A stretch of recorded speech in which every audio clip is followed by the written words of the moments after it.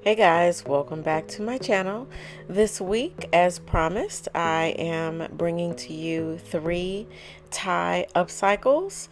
You got one yesterday and now you're getting 3 today. And I tried to break them down pretty slowly so that you can follow along. I hope you guys enjoy. Don't forget to comment, like, and subscribe. And enjoy the video.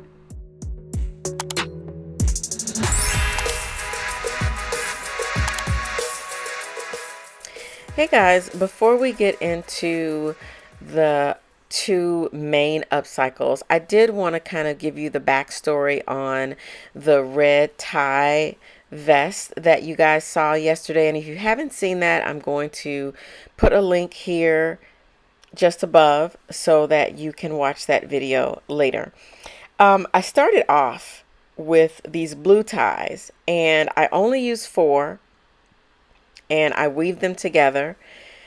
And I figured I would just lay them out flat on the table, weave them together, and then put them on the dress form.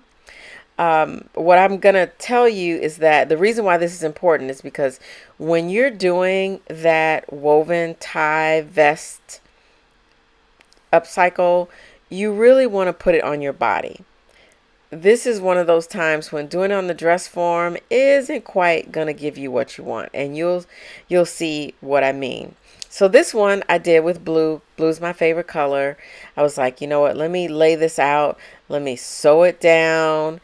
You know, I did all the sewing and went to the sewing machine and all of that, stitched it together, and then I tried it on and it didn't quite look the way I wanted it to look.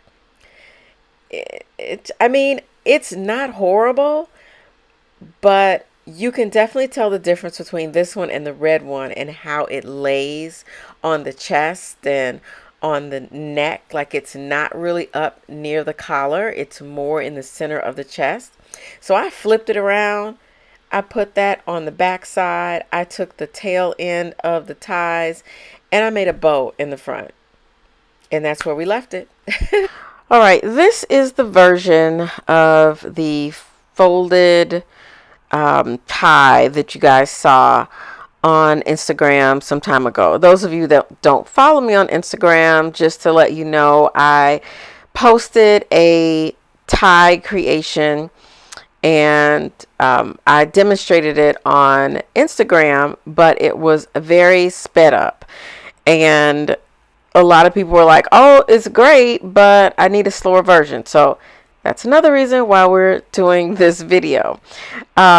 So again, this is just kind of showing you what was over on Instagram.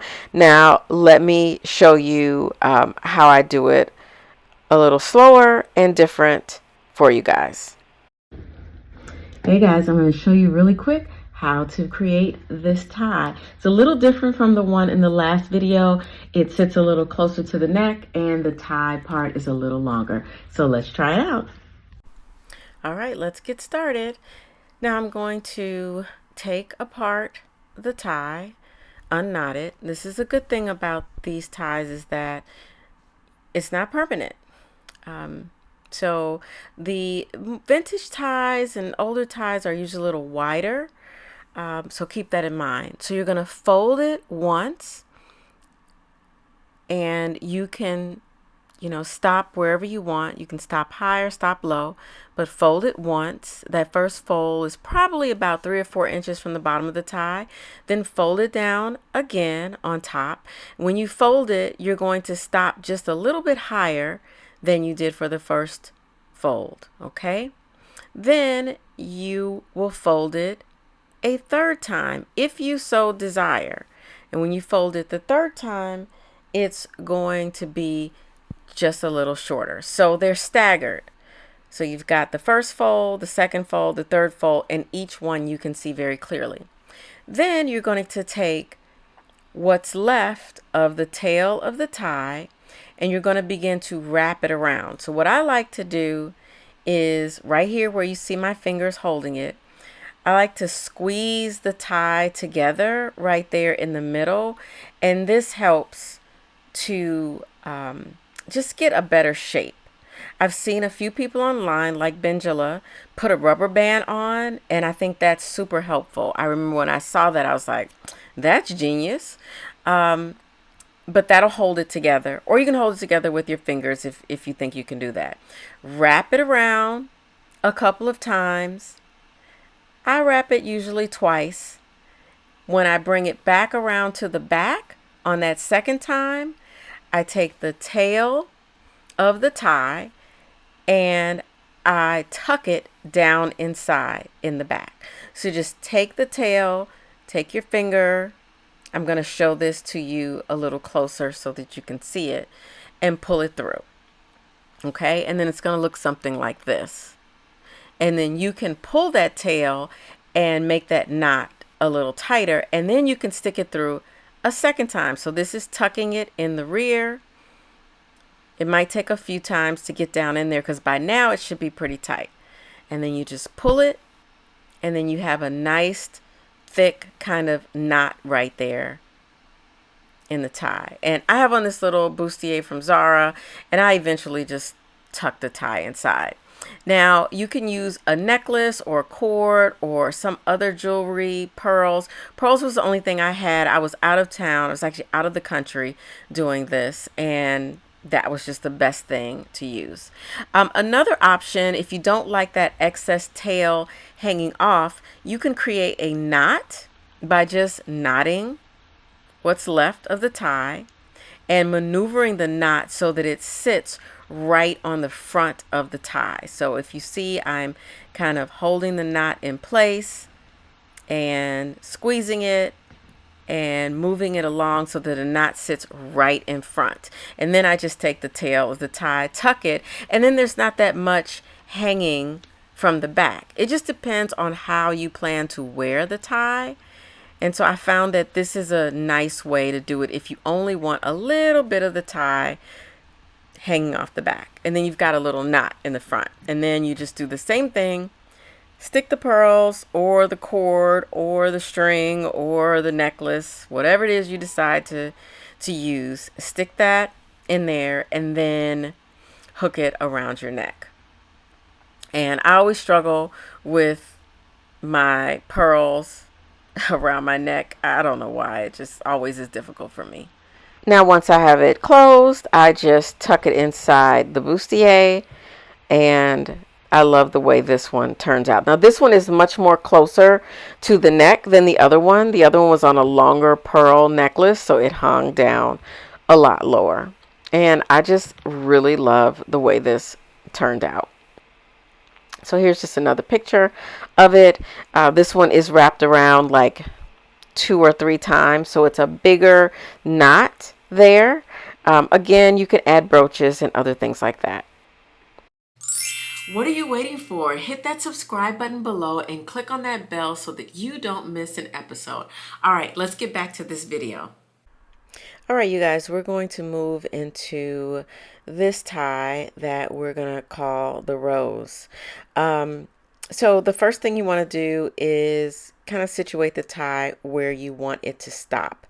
And then you're going to almost kind of start creating a knot with the other side, but you're going to leave a big, huge loop in there. Then you're going to take the fat end of the tie, stick it through without pulling it too hard, and then begin to bring that knot on top of the tie.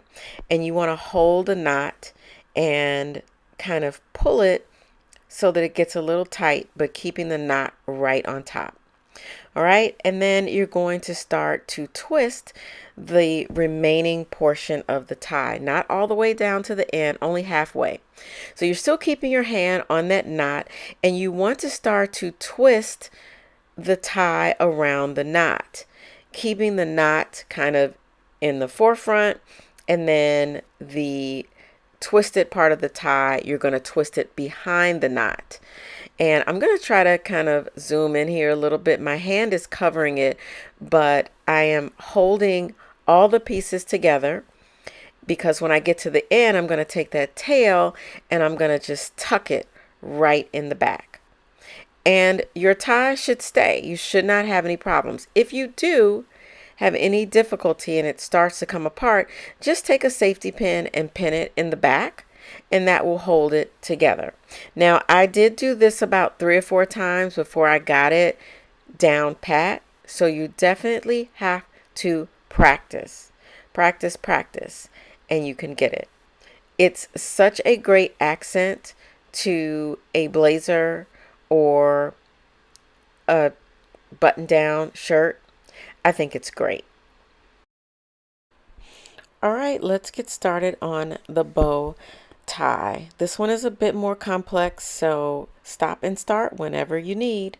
I'm going to slide my fingers down inside the tie, and I'm going to take the brooch and begin to pin it in a kind of a stitching motion, up and down and up and down, and go all the way across that top layer of the tie.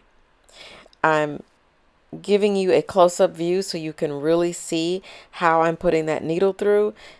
The reason I'm using the top layer is because if you try to pin through both layers, the bottom and the top, it'll be too thick and it won't fit inside the brooch. Now, if you've got a larger brooch, then maybe so. But if you got a smaller brooch like me, then you want to only use the top layer. Then I'm going to turn it over and take the remaining fabric, that excess that's there, pinch it together behind the brooch, get my needle and thread, and I'm going to sew this area back here behind the brooch. And I want to put at least a good 7 to 10 stitches in here to hold it together and cinch it so that it doesn't stick out from behind the brooch. This is something you can take your time while you're doing. Maybe do this while you're watching TV, but definitely get enough stitches in there that it's held together and nothing is sticking out. When you flip it back over and you look at the brooch, you shouldn't be able to see the tie. Okay? The next thing you're going to do is you're going to fold over the tie and cinch it together behind the brooch. This is on top of the area that you just sewed. It's almost like you're making a little bow tie in the back. Again, it is on the back side, and you're going to bring it together and you're going to stitch it. Now, what I did was I took my fingers, I squeezed it together, and then I took my needle and thread, pushed it through, and I actually wrapped it around to make it even tighter. So if you have a more lightweight tie, then you don't have to necessarily do that. But if your tie is a little thicker, you may have to put some extra stitches in there to stitch it together. So right now this is starting to look like a bow tie in reverse. Okay, so next, I'm going to take this slow. You're going to fold over the second part of the bow, fold it over, twist it, and lay it flat behind the brooch. Let's do that again. Fold it over, twist it, and then lay that flat. And then you are going to get your needle and thread again, and you're going to stitch it. But before you start stitching it, just make sure that the bow sits like you want it to.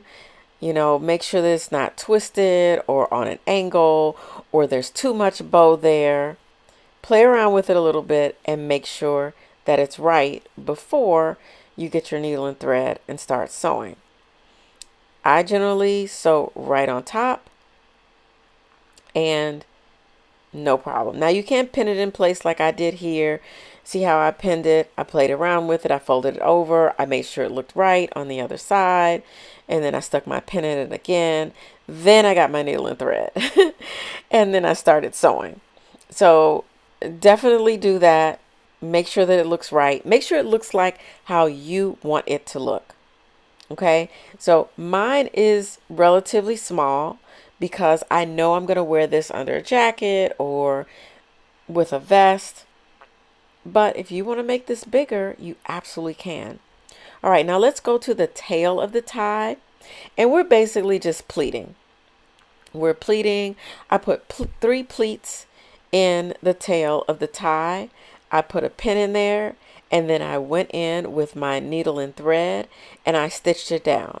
And the reason that I stitched it down instead of going to the sewing machine is because I felt the sewing machine made it look too flat.